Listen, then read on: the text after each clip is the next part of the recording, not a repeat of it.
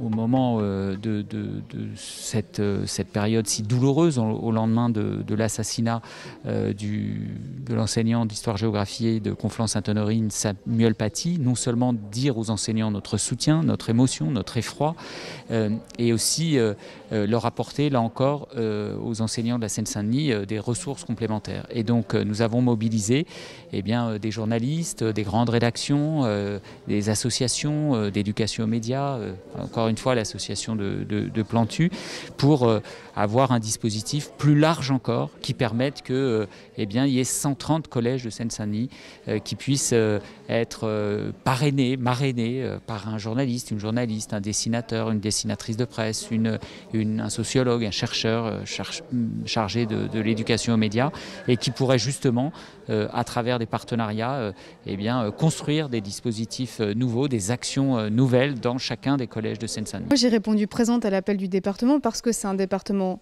avec lequel je travaille assez régulièrement, puisque je mène des actions d'éducation aux médias récurrentes et régulières dans le 93 depuis maintenant près de 8 ans.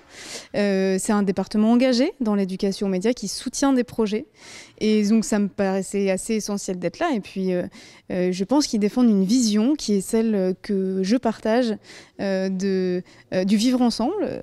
Voilà ce qu'on appelle le vivre ensemble, mais aussi d'un sens du collectif et aussi d'un sens de l'émancipation en direction des publics jeunes.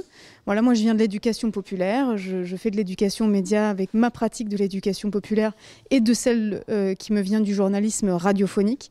Et donc je fais un combo de tout ça et on s'y retrouve assez bien avec les actions que je mène dans le département, donc ça m'a paru évident d'être là. Alors l'engagement du groupe TF1 et LCI dans le domaine de l'éducation aux médias remonte à plusieurs années. Notamment à travers le travail que l'on fait avec le CLEMI, le Centre de liaison d'éducation aux médias et à l'information, depuis de nombreuses années, et la Fondation TF1 également. Nous nous rendons dans des établissements scolaires régulièrement pour faire en sorte que les préjugés tombent. On a tous des préjugés, les élèves ont des préjugés et c'est tout à fait normal, mais nous sommes là pour essayer d'apporter notre pierre à cet édifice de la lutte contre les préjugés. Et c'est tout naturellement que l'on s'est dit que l'initiative du département de la Seine-Saint-Denis, avec 130 collèges dans la ligne de mire de ce département-là, était intéressante pour prolonger nos actions tout simplement et pour nous engager encore un peu plus dans ce combat, dans le contexte de l'actualité que l'on connaît, même si on a commencé tout ce travail il y a des années. Ce qui nous intéresse, c'est les actions qui s'inscrivent dans la durée. Radio France a un dispositif d'éducation aux médias extrêmement puissant, structuré par chaîne, avec une force d'intervention de journalistes directs dans les établissements.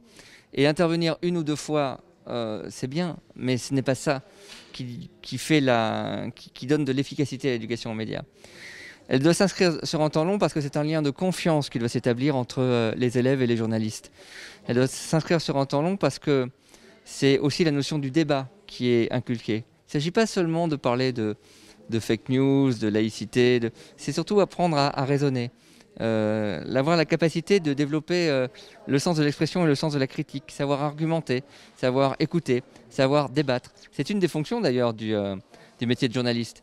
Grâce à la volonté du département de Seine-Saint-Denis, grâce à l'énergie de Stéphane Troussel, de tous les profs qu'on est amenés à rencontrer dans les collèges et les lycées, c'est formidable parce qu'en fait on s'aperçoit que les gamins, ils ont plein de choses à raconter. Et des fois même, quand ils ont des a priori sur le dessin, des a priori sur les médias, ou des a priori sur la politique, en fait, on s'aperçoit qu'ils sont passionnés par le dessin, passionnés par la politique, passionnés par les médias, et ils aimeraient bien faire tous ces boulots-là plus tard. Et donc on les laisse parler. Des fois on entend des bêtises, hein. C'est sûr que des fois, heureusement rarement, mais il y a des petits jeunes qui disent « vos copains ils ont été assassinés, c'est bien fait ».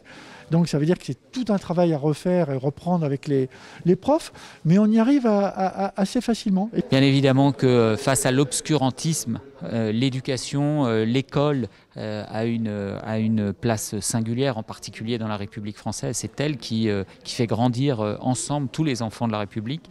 Et donc, oui, il faut éduquer, éveiller à l'esprit critique, permettre de comprendre, de déjouer les pièges, de lutter contre ces fausses informations, notamment qui circulent sur les réseaux sociaux. Et donc, bien évidemment, que toutes celles et tous ceux, journalistes, spécialistes, peuvent nous aider, peuvent aider les enseignants dans cette tâche.